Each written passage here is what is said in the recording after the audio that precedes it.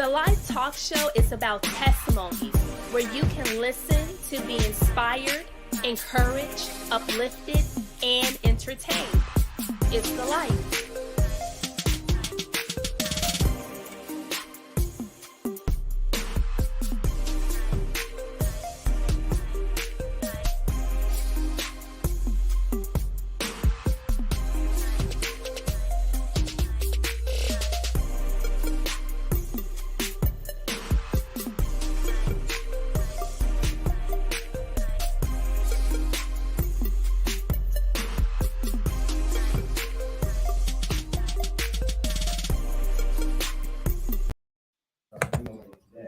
Good morning, everyone. Thank you for joining us this morning. I am your host, Ashley Cotton, for the Life Talk Show. And to those that are watching YouTube and also Facebook, I just want to say thank you for joining us live. And to those that will watch the replay, thank you so much. I greatly appreciate it. Make sure you share this. And if you happen to comment, I can't see the comments unless you give StreamYard permission to, but I do go back and look at all the comments and like and heart it and everything. So I greatly appreciate it. And I really hope that this ministers to you. For the newcomers that are tuning in for the first time, and for those that have been rocking with me from the beginning, you know that this show is about testimonies. When we share our stories, when we share some things that have may happened and transpired in our life, it's only to advance the kingdom. It's only to build up your faith. It's only to,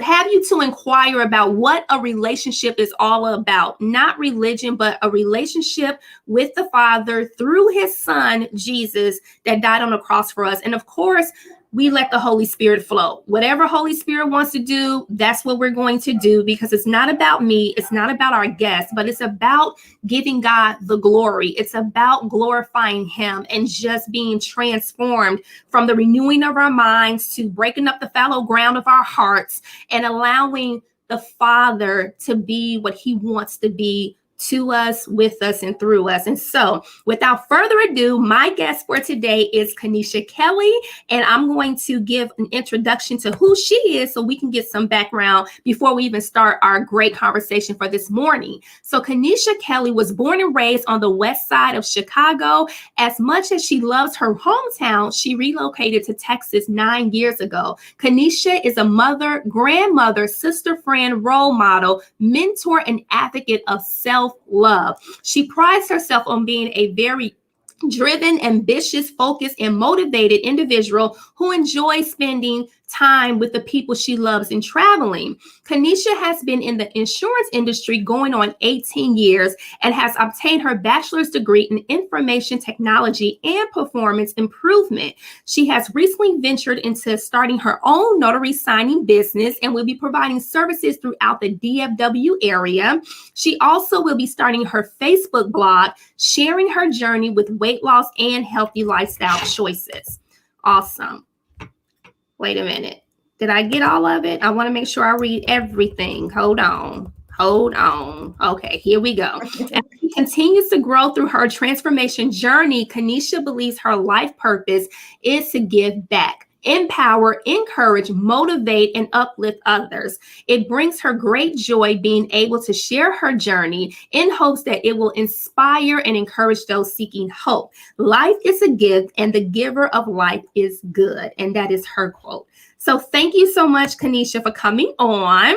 Thank you for having me. I'm from the south side of Chicago, so you from the west side. Yeah. So let's get into it. Tell us about your journey, who you are, who you're becoming, and just the transformation, because I always say that people have a BC, before Christ. And then when you become awakened or you hear the call of God's voice calling you back to him, then there's some things that, you have to go through in order to reflect the image, since you're already made in his image, but to reflect that of him. So tell us. So I would say that my journey, getting closer or building a closer relationship with God, we were brought up in the church, So for me, it began being brought up in the church at a young age. But I would say that my real journey started maybe right before I turned 40, to be honest. It was something about turning 40 that, it really like woke me up almost. It woke my brain up to different things that was happening around me. I felt that it was a change coming, but not sure how to grasp it. And so, I grew closer with God through meditating and praying, like, Lord, I don't know what's happening to me. I don't know what's going on in my world. But whatever it is, reveal it to me, show Mm-hmm. me what it is that I need to do or to grasp.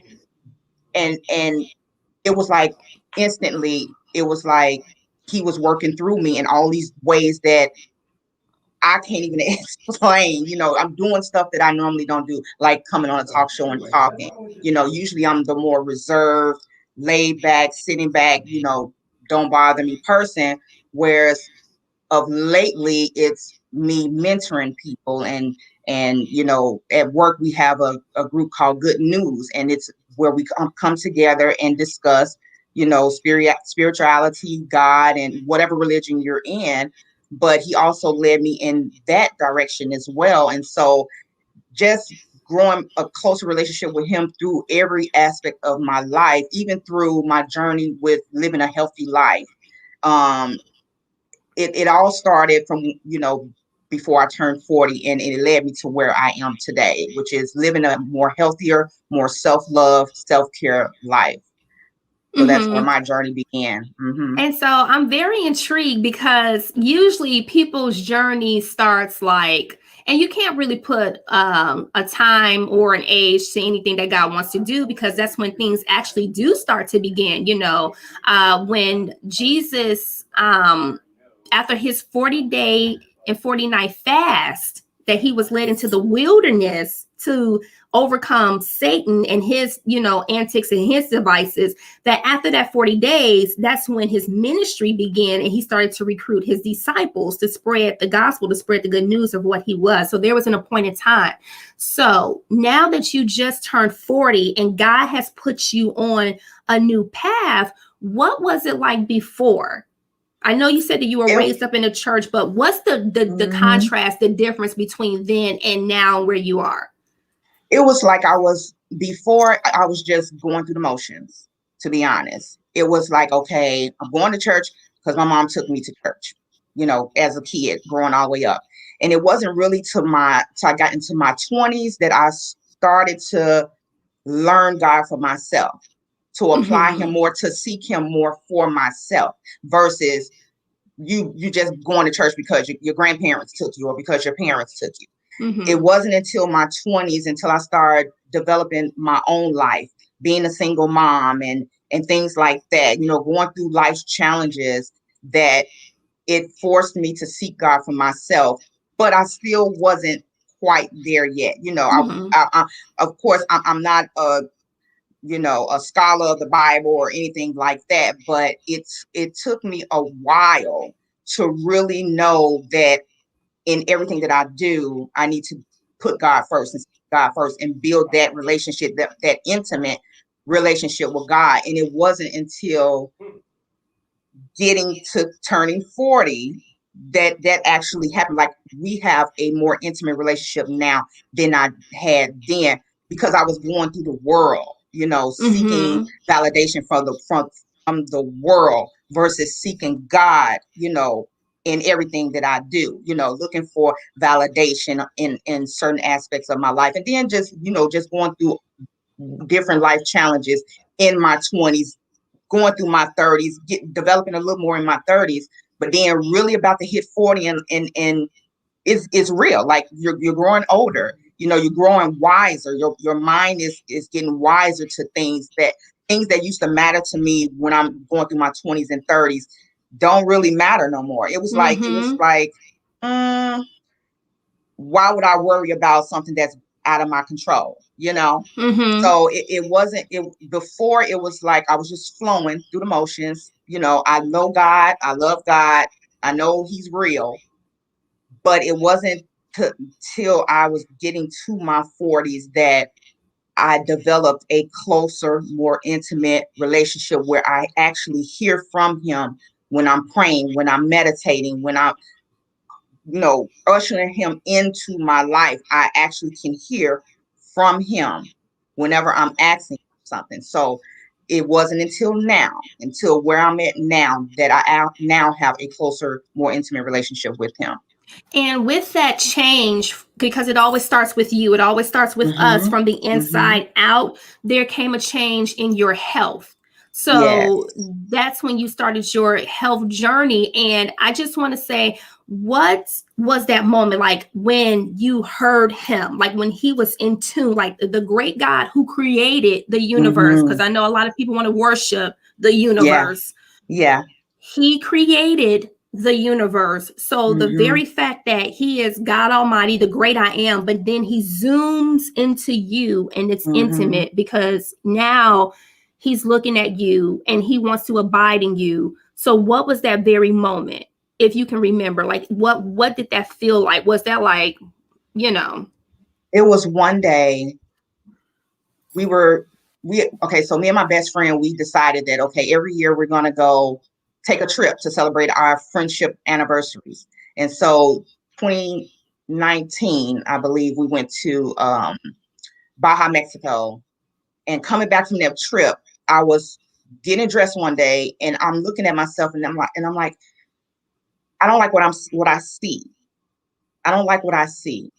But it was like What did you all see? I hear, it was like didn't like my appearance. This is going into my my weight loss journey. I didn't like who I saw.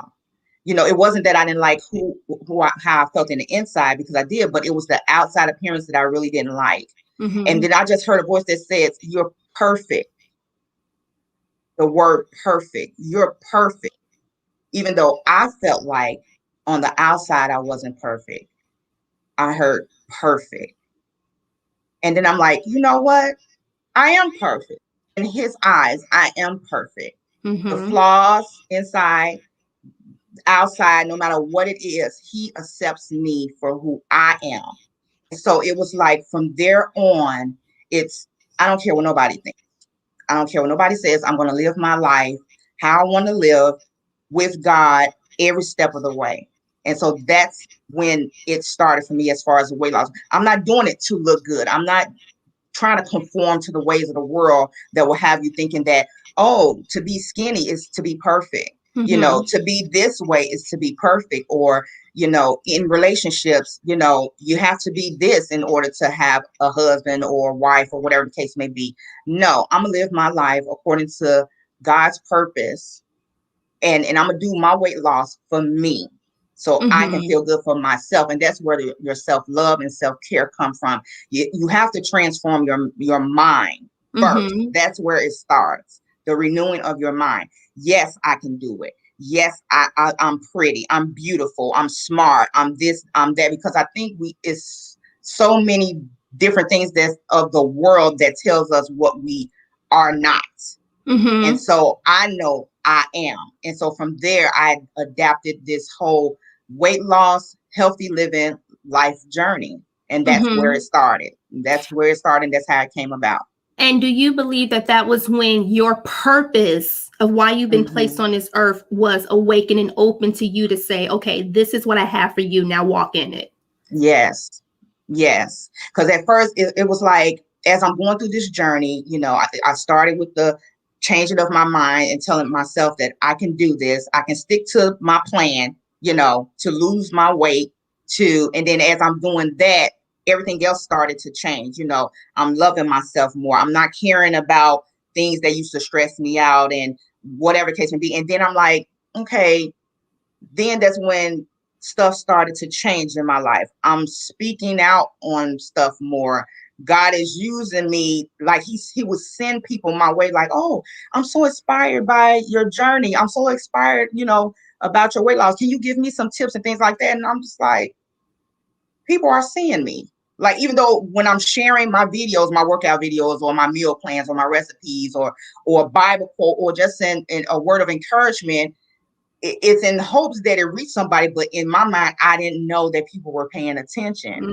And Mm-hmm. so it started happening more and more and more, to the point where I'm like, okay, God, are you telling me that my purpose is, to reach others, to encourage others, to inspire others, even not just in my own, personal life, but also on my job. Here comes a company that I've been working for 18 years, and we are able to have a conversation about God. We have night of worship. We worship together, all walks of life. Like, I can sit and have a discussion about that, and he put me in a place to be a leader. And I was like, huh? God, I like sitting on the back burner. I don't like being all out in the open. And he was like, no, you're going to do this. This is what I want you to do. And it was like, okay, God, I can't fight you. I can't tell you no. So I'm just going to do it no matter how uncomfortable it makes me. Absolutely. Because this is his will for me. This is what I feel is his will for me. So whether it's somebody being inspired by, a video or a word that I'm saying, whatever it is, I'm willing to do that because that is what I feel my purpose is from God. And I'm walking in it no matter how uncomfortable it makes me. It's very uncomfortable to do something that you're not used to doing, talking out, even this, knowing that somebody is watching me is so uncomfortable, but I would be disobedient if I didn't. And I don't want to do that. So, yeah. And whenever God is calling you out to put you in the forefront, it's always and only for him. It doesn't have nothing to do with us. And when it is uncomfortable, that's because you have to depend on him every step of the way. If it was easy and if you had it all together and it was, your blueprint, your recipe and everything, and you got it all figured out, then you wouldn't need him. Exactly. So he puts you and he puts us in situations where we have to get the strategy from him. We have to be in alignment and in position for him to use us however he sees fit. And and let me tell you, you don't have, like you said, that you've been in your career and your job for 18 years, and it's like, you don't have to be an entrepreneur, this well-renowned business person, whatever. God can use you and raise you up right where you are. Yes. But now it comes a time where you're going to have to make a choice and a decision to answer the call, to pursue it, because eventually you do have to get out the comforts of the boat, like Peter. You do have to get out the comfort zone and take a step off the boat and move forward in it. And it doesn't stop, because you still have to move forward with the Father. You still have to make those leaps, those bounds. After you make the first step, then you'll be making leaps and bounds, just like hinds feet. Yeah. Short-footed as a deer, hinds feet. And so, Kenisha, and I actually had the privilege of meeting you at Nicole's birthday dinner thing. And when I saw you, you were there with your daughter and you were there with your granddaughter. So there were 3 generations there in front of me, and I saw you and said what I needed to say. And so the very fact that God has put you on a path, because we speak about generational curses, but also there's generational blessings. Since you've answered the call and you stepped out on faith, regardless of how you felt, but you want to be obedient, how has that transpired with your daughter and your granddaughter? I would say we're like 2 peas in a pod. We're connected. We're always together. And so whatever I'm experiencing, I'm sharing it with her. She knows pretty much everything that I have gone through from beginning to the end. And so I talk to her about life choices, even the choices that she make in her life that may not be pleasing to God. I always tell her to revert back to God, start to build a relationship with God for yourself. I can speak on it. I can give you guidance, but at the end of the day, you're old enough, you're on your own journey now. So it's time for you to start seeking God for yourself and building a prayer life for yourself, and go to him with your issues, only put your trust in him and not in man, and your daughter is watching you, just like you watched me, your daughter is watching you. And so it's time for you to start now to developing your own intimate personal relationship with him. And she can see that, I honestly believe that babies absorb while they're in you. So you have to keep, start instilling in her now who God is. It's not too early to know who God is. It's not too early for her to know that, start with the little songs, so she can get curious, because she's absorbing things even now like a sponge. So we make sure we keeping positivity, around her. Like the other day, my son was here, and my daughter and my son was like play fighting, and she just she did not like that, because she don't see that around her. You know what I'm saying? It's Right. all positive. We speak positivity in the house. We show love. We give hugs and things like that, and that will start to show her what love is. And Mm-hmm. then as she gets older, she will know the love of God. And so Mm-hmm. I try to have conversations with my daughter all the time about God. We keep it forefront in this house. And then she also knows that when it's something that she's in need of, don't come to mama about it, go to God about it. And so she's starting to build up her own prayer life, her own relationship with him. I want her to have it for herself, not because mama forced you to go to church, or though I think those times, at least for me, I can't speak for anybody else, has changed. I started when I moved to Texas. It was hard for me to find like a church house, a building. Mm-hmm. They always put emphasis on being in the house of the Lord, being in the house of the Lord, which I feel that you really don't need the building for God to show up in your life. And he has showed up plenty of times in this house where I'm streaming a service and I didn't shout it all over through this house.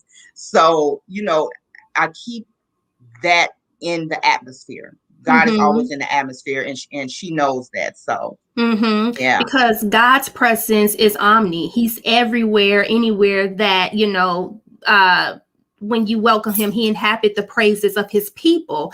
And, you can't negate or neglect the great assembly that happens where two or three are gathered in his name, there he is in the midst. And so the great assembly, which is us, because we're the temple, we're the church of God, and the building is just where we're hosted at, where it's being hosted at. And so we don't get caught up in that, but that relationship piece and knowing that God is everywhere, because he's with you. He's always talking. If you just, heed your ear to him and really listen to what he has to say. And I've heard people say, oh, he don't always be talking. He don't be talking like that. And I'm like, yes, he do. And especially if you open your mind and open your heart. You can't have a closed heart to hear from him. It has to be open. You have to be open to receiving what he has for you. Otherwise, you won't know that it's from him. Mm-hmm, whatever absolutely. it is you believe in God for, you won't know that it's from him if your mind is not open, and if your heart is not open. That's why I stay in meditation. First thing in the morning, I'm in meditation.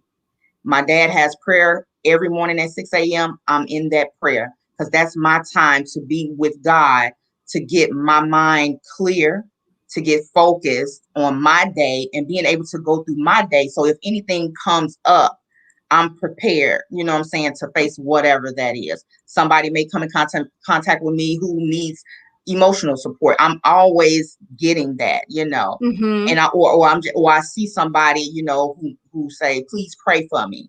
I want to be able to be in alignment with God throughout my day, so that I can be a help to someone else. That's how I prepare myself, and that's how I'm open to receiving what God has for me. And that's why it's been blowing my mind. Like, God, is that for me? Is that opportunity for me? I'm finna be on the live talk show. What, me? Never in a million years. Okay. That's what you want me to do. I'll do it. So. And what opportunities have he presented? Because what is for you will be for you. Like when you are in alignment, it'll just start to add to you. So when you seek ye first the kingdom and his righteousness, always seeking him first, always inquiring of him, always at the forefront of everything, then it starts to add to you. You don't even have to worry about it coming to you or how you're going to get it or when you're going to get it. It always comes to you. And one of the things that I started to do, is that I've been journaling, but I've been more intentional with what I write down, because it always says, in Habakkuk, write the vision down and make it Make it plain. plain. And I do, my vision board every year, I do it that way, but it's like not just one time, but continually all the time. And I've been writing what I need before the Lord. Like I have been like, let me see.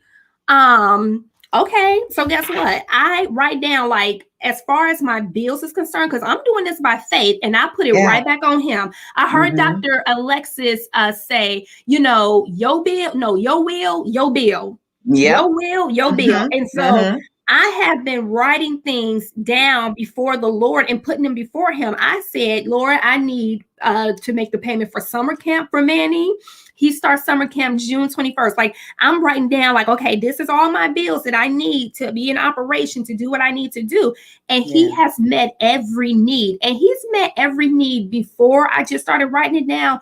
But being intentional. And when I'm just seeking him and I'm writing it all down as far as the things that I want to do and how I do it, it's like a partnership. And I may have, the nonprofit, I may have the Double B Threat Enterprises, the LLC and all of that stuff that he's doing through me to bring it into fruition. But at the end of the day, it belongs to him. And so I have to go to him to get the strategy, and I have to go to him to inquire to say, okay, do I need to do this? Should I allocate those funds here, or do I need to wait because this is and that?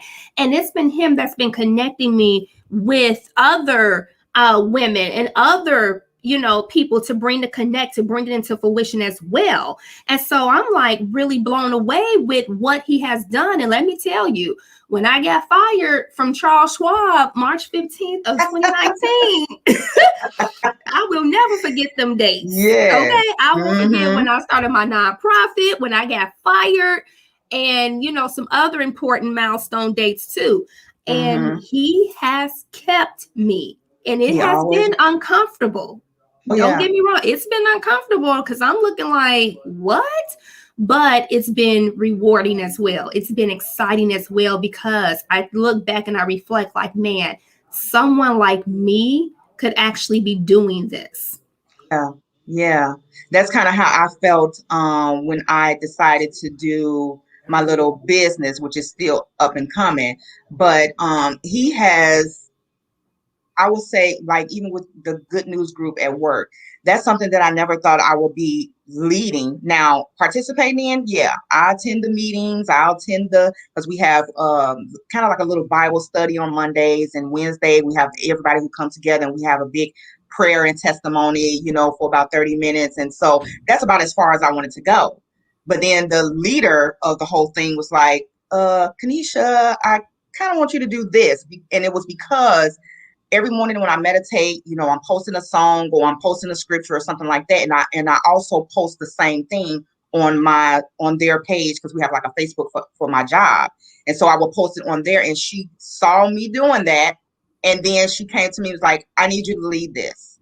And I was like, okay, so what do I have to do? As long as I'm in the background? No, this actually put me out of my comfort zone and put me in the forefront. So it opened up a door first of all, for me to expand on my leadership, So now I have to lead this Good News Group, and this is where we come together and we worship God through music, but I have to introduce, I have to speak, and it's hundreds of people on this call, something that I will never be able to do, and I'm doing it. So that's something that I've never thought I'd be doing. And then, like you said, you got your journal. I have a journal as well. I meditate and I love journaling. I love it. I have books and books of journaling. And one of the things that I like to do is, like you said, write it down, whatever I'm believing God for. So one thing recently was a passive income. Like, Lord, I don't want to be, doing hard work for the rest of my life. I want to build a legacy. And so I'm writing it down. I'm like, passive income, passive income. And so investing came up. So I started doing a little investing. But then I'm like, what am I doing that I could, maybe turn into a little business? And it was notary. And I'm like, I've been a notary for 2 years. And so I started researching and going out there, and all this information just started coming up. And I'm like, how did my YouTube know I was looking for notary? Like, how is all this information popping out of me? And so then signing agent came up, and I'm like, okay. Went and researched signing agent, got certified in that. And now I'm able to, help with the signing of mortgage documents. Mm-hmm. Next, I'm going to be able to help with immigration, the preparation of documents for immigration. And so I'm like, okay. And I'm looking at, the pay and what can come out of it and everything. And I turn it into an LLC, Mm-hmm. Kenisha Signature Services LLC. That's how it was created. Because I Mm-hmm. kept praying about it. I kept asking for it, not knowing where it was going to come from. Because I said passive income. I didn't say nothing specific. I just said passive income. And it just came to me like, this is it. So he will give you, when you ask, be ready to receive it and everything that comes with it. You know what I'm saying? Because now this is really going to be putting me out of my comfort zone, because now I have to sit with people, Yeah. which is what I'm not really used to doing. So I'm going to be face to face and talking with people, more, putting myself out there, even with my blog. That's me putting myself out there, something that I never do. You can't go on my Facebook page and say, every detail about Kenisha's life, other than she has kids, she loves her family, she got a grandbaby, and she works hard. That's all you can go on my Facebook page, and that's what you know about me. But now I want to be more vulnerable. I want to be more open, because I know that what I'm doing is part of the purpose that God has for me, and that's reaching others, no matter how that may come. Long as I'm reaching one person and making a difference in one person's life, is satisfying to me, and I know that it will be satisfying to God. Well, Kenisha, as you were talking, I did hear the word preparation ground. Yeah. So when you were talking about on your job, the phone call, and how there's hundreds of people on the phone call on your job, I did hear that that's preparation ground. And that's all I heard. And so I'm going to be obedient, because whatever I hear in the spirit, I have to, get it. I Yeah. have to say it. And so, prophets, and I'm not saying that I am a prophet, but I do have prophetic utterances. I do know that I hear his voice and what he says and everything. And so, with that said, I only see in part. I only see in light, because he's not going to give it all to me, but preparation ground is what I hear. So whatever, how that resonate with you, when you get, alone with him, you can seek him out about that. But I did hear preparation ground, that is preparation ground. And I don't know if you plan on being there for some time. I don't know if God is going to transition you. I don't know. But for what you are doing right now, for where you are, that is preparation for you and what he has going on with you, and for you to cultivate you, to catapult you to the next level, whatever that is. Yeah. I received that, and I feel that, because even when it became real, when I got the certificate and it became real, I felt like, okay, this can become something. So now you may need to think about think about and pray about and write down what's next. What would be next? Where would it take you? Yeah. God is very intentional, and God is a God of order. He is a God of order. He wants you to make sure your I's are dotted and your T's are crossed. If you have an idea, and this is in general, this is for anybody who's watching this, and there's something on the inside of you that you have to manifest, that you have to bring into fruition, because only you can do it, because it's assigned to you, your kingdom assignment. Make it legal. It's not so much of having an idea. It's not so much of, you've been doing it for so long on the side, and there's no paperwork, there's no legal anything binding it to make it legit. That is going to take you so far. And yeah, it may be a little bit here and there, prosperous here and there, but when you make it legitimate and you make it legal and you do it in order, he can bless that thing. Because he's not going to bless no mess. And we know that. And that goes with businesses, personal life, relationship, whatever. He ain't about to put his stamp on nothing that is not even in his will. So make it legal. Make it legal. Be intentional about your business and build the foundation of it to make sure that it's a solid rock. Yes, indeed. Yeah, that's what I'm doing. That's what I'm doing now. I'm in the process of doing that. Yeah. Good Yeah, things coming. I don't hear anything else. So I just had to release that for whomever and for you, Kenisha. Yes, I receive it. Yeah. Is there anything that the Lord is placing on your heart that you want to say to your audience before we bring this to a close? I would just say, build a good relationship with God.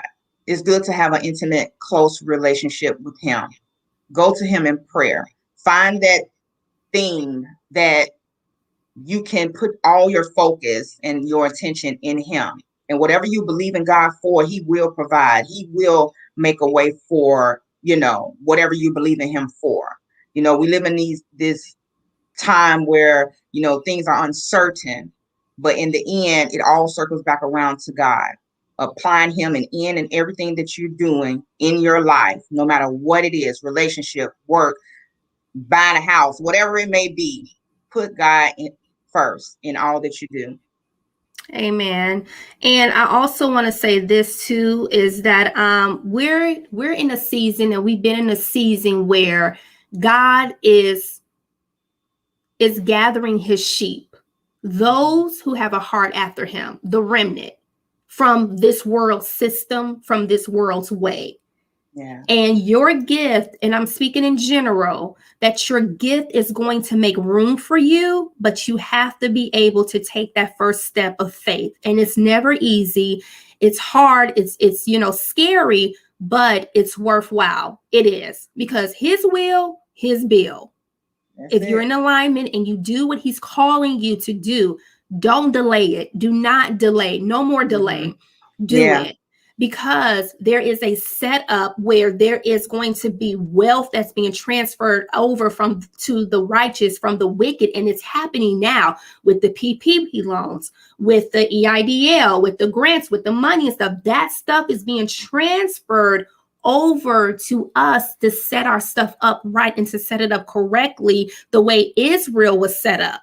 The wealth and everything transferred from Egypt over to them and set them on their way. So when they made their exodus, they were set. They had the gold, they had the silver, they had the, what God supplied them with to do what His will was. And all of that stuff was to set them up to enter into or cross over the Jordan into the promised land.